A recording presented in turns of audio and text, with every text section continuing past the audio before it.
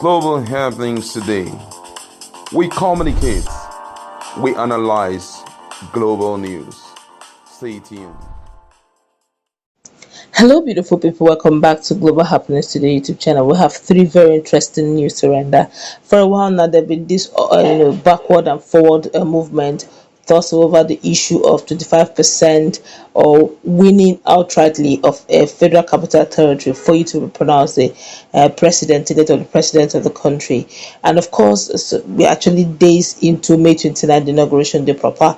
The military have spoken over this matter, insisting that they will be on hand to ensure it's a smooth transition from one party to the same party of power, of course. And of course, Labour Party have decided to respond to the military over that statement.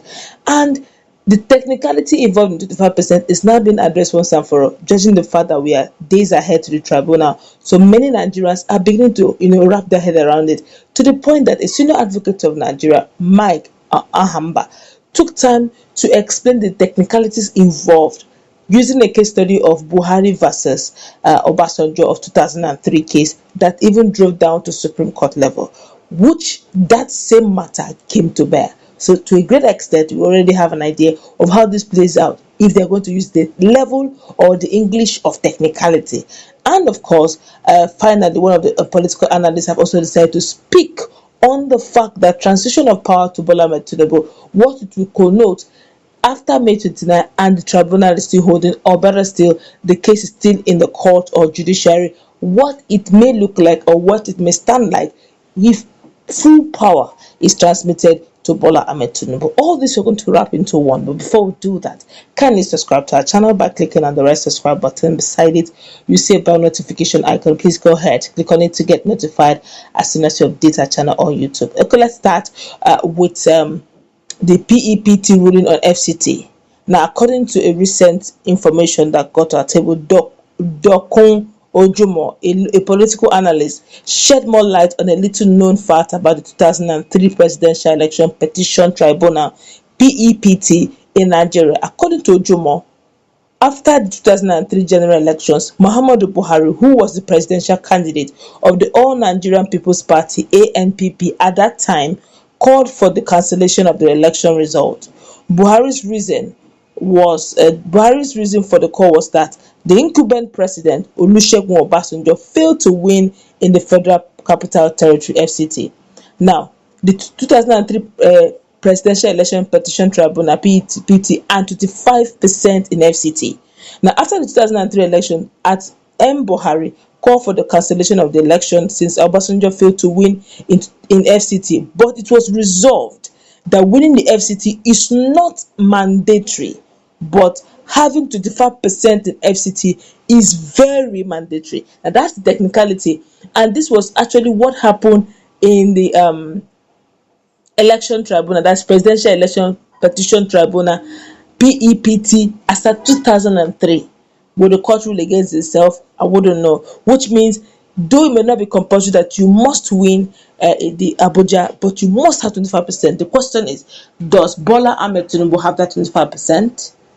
Now, that is one big question. No matter how they want to play down that part, they said other states and FCT, and they said they want to go about and review our constitution and have its meaning, and means it's added. Is compulsory. All right, but let's also find out in the very quick succession what law for one of political analysts is saying concerning this whole issue of Bola Tinubu being sworn in May 29, what to connote to the judiciary. According to Nigerian political analyst and media consultant Lawmefo, spoke with the media on Bola Tinubu's inauguration on May 29th. Lawmefo said that Bola Tinubu's inauguration would grant him authority over many aspects of Nigerian life and make him the military supreme commander. Lawmefo states, and I quote, "If Tinubu is sworn into power while the court case is still pending, he has the power to control many things in Nigeria because he has become the country's most important citizen and commander-in-chief of its armed forces. I applaud people who are opposed to his inauguration, while the legal dispute is still pending. Even though Tinubu's victory is in doubt, if he is sworn in, he will have the authority to command people and carry out many of the duties of a president of a nation. Lawmaker proposed delaying the inauguration until legal matter was resolved, at which point the court chosen president will be sworn in. Of course, many Nigerians reacted to it. Don't forget that Bishop one of our foremost bishops did speak about, I think Bishop John or so, did speak about this issue of Bola Tinubu not totally being sworn in. Let this whole legal issue be settled once and for all, so that we will know who is the real president and who will call our president indeed. It's still on this matter.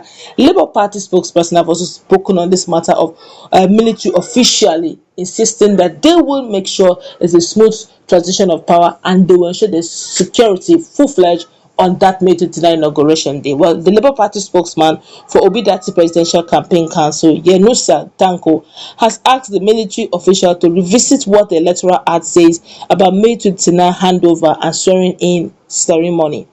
Tanko wondered why the security agency, which did absolutely nothing when thugs were snatching ballot boxes and intimidating voters, could suddenly wake up to announce that it would deal with those planning to disrupt the May 29th inauguration. He said, and I quote him, "It is very disheartening when the rule of law is negated at the expense of the people. Our position is very clear. The Electoral Act says that all pre-election matters must be dealt with before swearing in." I tell that again. Our position is very clear. The Electoral Act says that all pre-election matters must be dealt with before the swearing in. What we are appealing for the judiciary and the military to look into is the provision of our laws. They are the first line to protect the sovereignty of this country. Therefore, they should revisit the position of the law and the Electoral Act as regards our electoral process.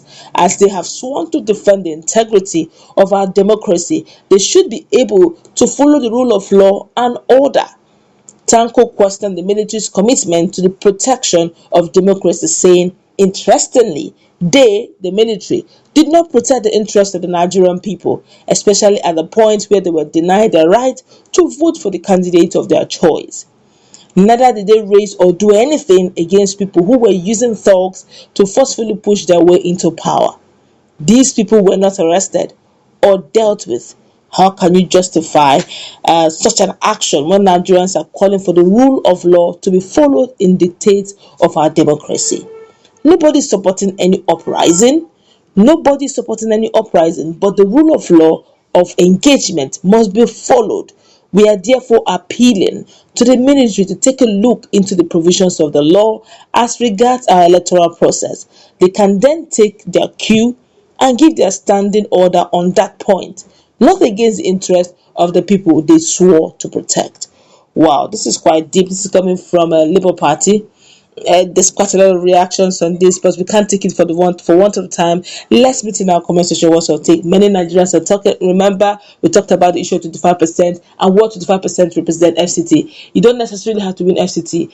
Just 25% is just about enough if you have gotten others plus FCT. The question is, did Bola Tinubu have FCT 25%? Of course not. And then look at the issue of what Labour Party is saying and what MEFO is saying. Making Bola Tinubu the president already by May 29 is like saying we're giving you all the power. We can't strip him of it. Even if it's possible that the court may rule against it or rule in favor, but the question is, what then will be our fate? Let's go wrap it up. Let's meet in that conversation. What's your take?